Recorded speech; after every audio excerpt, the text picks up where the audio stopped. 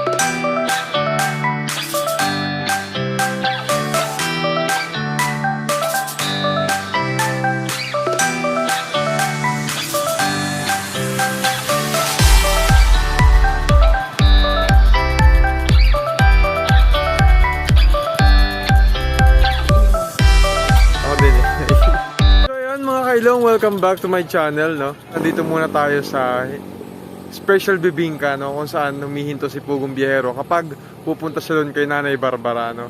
So masarap kasi yung bibingka dito na binibili natin. At nakailang balik na rin tayo dito. No, talagang quality na natin yung kanilang binibida. So yun, magsisimula na ang ano. Balik mo ulit doon. Magsisimula na ang kanilang malarong pambansa. So ayan si Pugong Biyahero, no? Yan, nagbablog din siya. Masya ba yan? Ano? Magsisimula na para pambansa. Kanina po ito.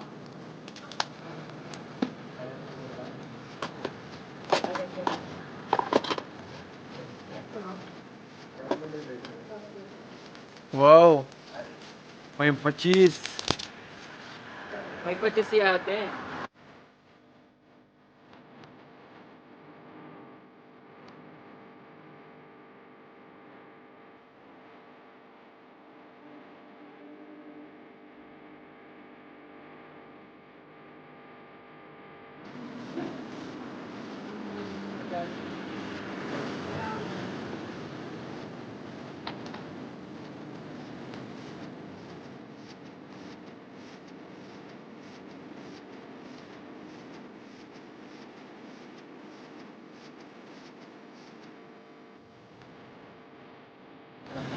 Hindi lamang bibingka ang kanilang binibida dito, no? Meron din silang mga halaman, no? Iba't ibang uri ng halaman na pwede nyong bilhin sa murang halaga. Ayan, no? Napakadaming halaman. Wow! Sinusubukan po ni Christian magluto. Galing-galingan mo din yan! Ito yan! Ah, mali! Mali ka pala eh! Tanggalin mo kasi bayan. Oh, ang galing ah. Galingan mo. Wow. Ayusin mo yan. Chef! Peng, peng, peng!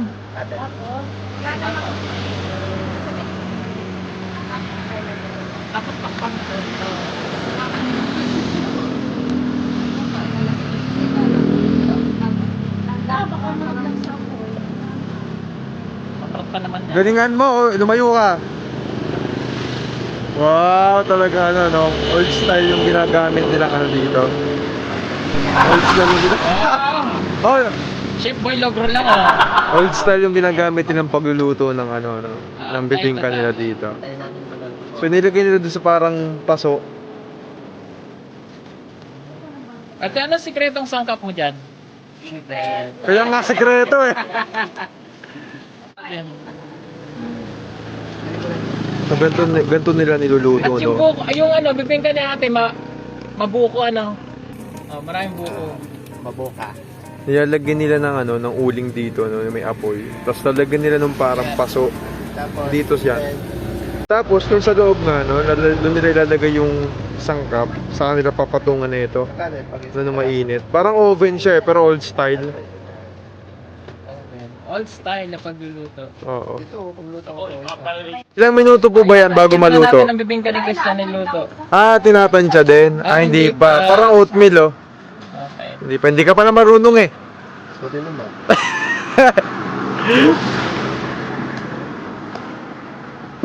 Tapos, pag naubusan-busin na ng panguling, pwede po nilang gamitin to. Hindi yan. Ah, hindi ba? Hindi ba? Hindi ba?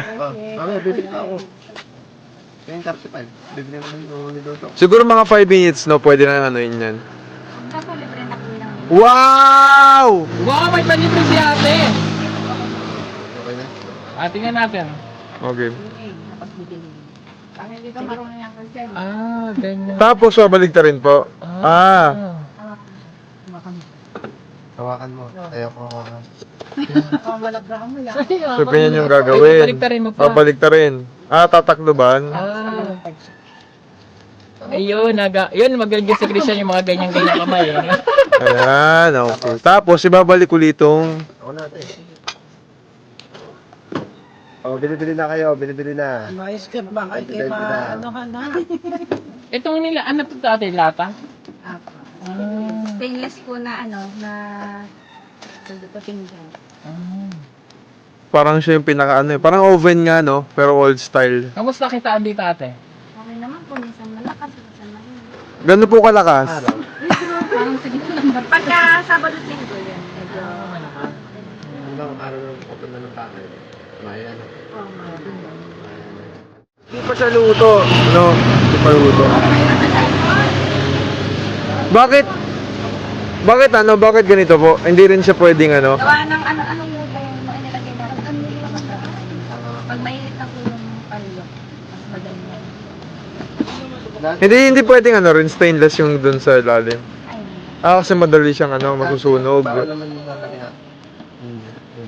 pampausap yun. Pampaus. Pero pag magluluto po talaga, kailangan na. Pampausok? Para alam ko na may Ah, yung purpose pala nito, para malaman din no, ng mga dumadaan dito na may niluluto. bibingka. Alam na bibingka. Ah, Kasi talagang normal na sa kanila na bunot ang lagay. okay. Kaya pala ngayon alam na natin, no? Yung mga ko, baka Ngayon, i-check ulit. Check natin. balik ka rin ako.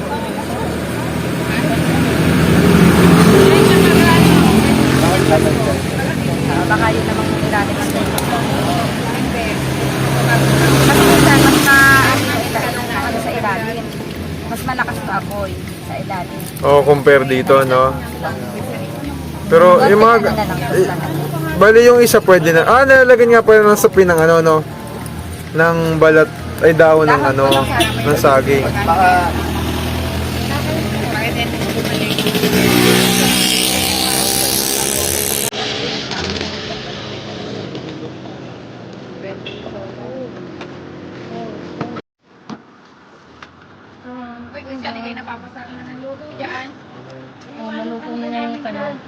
Ayan, so naluto na, no?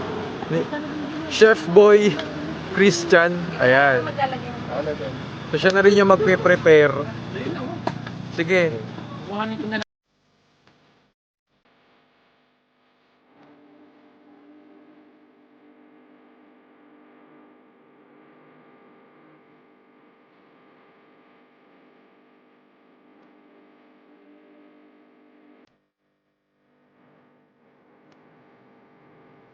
Sobrang sarap. So yun, no, for only 100 pesos. Daan kay Tita yan, makikita niya. Makikita nyo to, no? Kung kayo galing ng Laguna or Cavinti, ayan. Tapos papunta ka dito sa Quezon, makikita nyo tong halaman na to.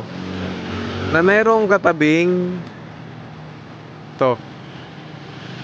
No? Meron niyang bibingka, no? Nagbebenta sila ng bibingka. Nakalagay dyan, Mac M Special Bibingka. So yan, hanapin nyo po yan. Pwede niyong panregala ngayon at Buena. Ha? Daan na kayo dito. Ha? Pag kayo ay paluwas ng Manila or paluwas kayo ng Quezon bago kayo umuwi, huwag mo kalimutan dumaan sa Mac M! Special Bibingka. Sobrang sarap. Okay. Ito po sa Mac M sa Special Bibingka, no? Kapag bumili ka ng bibingka, meron kang libreng buo juice. Ayan, no? Unlimited po yan, no? Ayan. So fresh na buko juice. Pero sa mga plantitas natin, hindi talaga mawawala ang halaman. Ito yung rubber. So yung mga Ayun po, meron mahihilig po sa halaman, ano, katabi lang din nung tindahan nila ng bibingka. Meron po ditong binebenta ng mga halaman. So yung dumaan si Pugong Biyahero sa video ko. Ito violet, oh. O yan. Parang talbos ng kamote, no? Alam mo, talbos ng kamote. Ano ba binibili mo? Talbos ng kamote. Hindi yung talbos ng kamote. Hindi kayo ng madami. Talbos ng kamote. Tsaka ano, Ano? maliit. Anong maliit? Money tree. Maliit pa po kaya po nung maliit. Ito ang maliit na pera. So ano namimili sila? Parang plastic lang daw.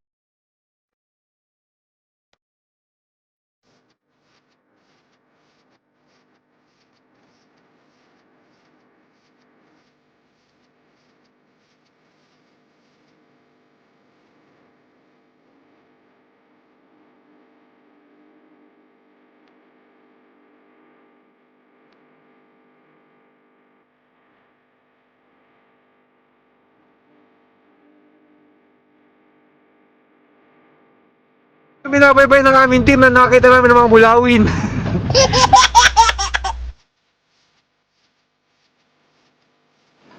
Dinala ni Christian yung ano niya, yung bike niya eh. Oh, ayan. Sige, iuwi mo ngayon yan. Tinanggalan mo, kinalas mo. O si Christian, oh. Ayan, oh. Nagpangita na sila ng kanyang mama. Ibinigay sa mama niya yung bike. Ano yung mapasalubong mo sa mama mo?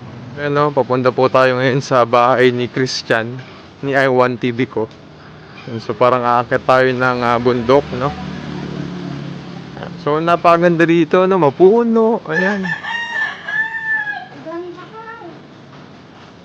Mapuno, ayan. Uy, nga, ang daming bunga ng kakao. Saan niyo po yan, no? Ang ganda ko dito kanila, ano? Kanila Christian. Sabi po. Ayan, o. Ano gabi-gabi?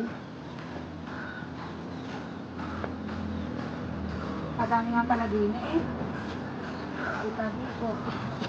Mukhang madami magagantot na halaman dito.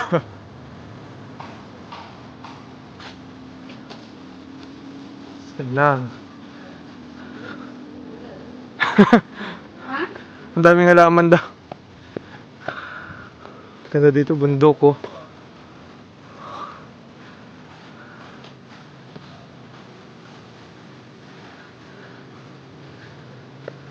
Ano?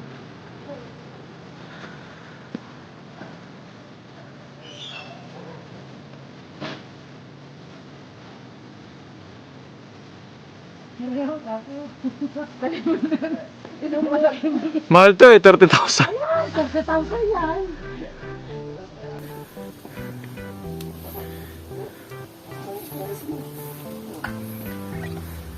Ano, kalamansi. Yan. Ito na po ang bahay nila Christian. Dito rin po no, meron silang kamyas. Pero grabe po yung ano, yung haba ng bunga ng kamyas nila. Tingnan nyo. Ay no, ang lalaki ng kamyas. Meron ditong puno eh. Ito po ay guyabati. So parang pinagsamang guyabano tsaka atis. Kaya ang nagtura ng bunga niya. Ganyan. Guyabano naman ang atis. Para, ano ba tawag? Binarkot ba tawag doon? Alright no, ganyan po no. Guyabano at atis no, parang pinagano nila, pinagsama nila. Tapos pag inamoy nyo yung dahon, amoy guyabano na amoy atis. Ginagawa mo?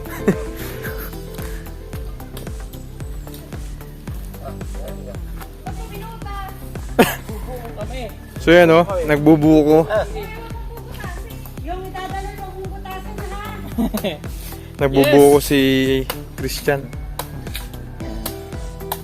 Sarap ba yan? Sarap ba ka? Fresh from the farm. Soup number 5. Ang lasa? Sarap. Sarap? Fresh.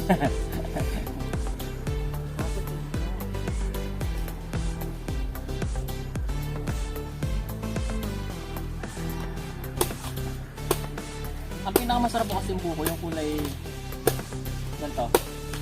Kulay dilaw. Anong kulay ganito? Di naman dilaw yan. Ay, hindi ba itong dilaw? Sarap eh. Wow, sanay na sanay mag ano, oh, magtalop.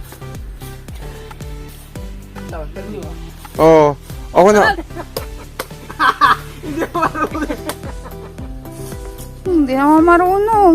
Susubukan nga natin, di ba? Susubukan natin. Para... Kaya ako nagsit. Okay, si Christian.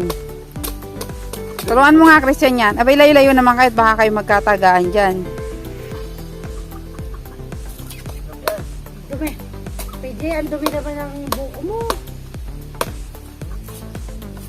Lagyan nyo kasi ng ano.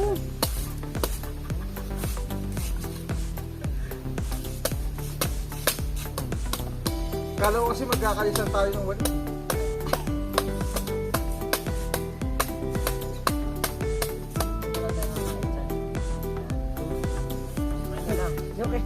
Lagi natamaan mo yung kwan. Nabutan.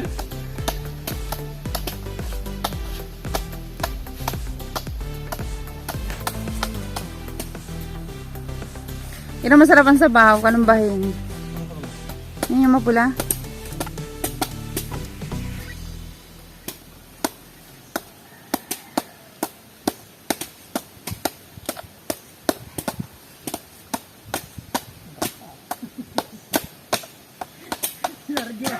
Ano nangyari? Ginagawa mo, Sir Jay. Nagugupit. Dami mo yung palang pinakuha. Ang dami. Pwede na rin.